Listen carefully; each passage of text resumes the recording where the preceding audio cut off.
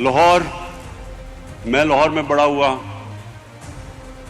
हम लाहौर का पानी नलके से पिया करते थे, मीठा पानी था।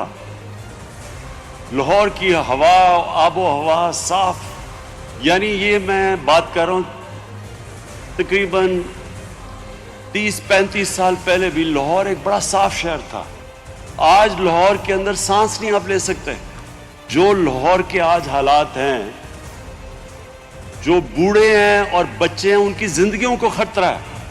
वहां जो पोल्यूशन लेवल है वो उधर तक पहुंच गया है कि जो हमारे बड़े हैं उनको लंग्स की बीमारियां बढ़ती जा रही हैं, क्योंकि जो पोल्यूशन है वो एक साइलेंट किलर है।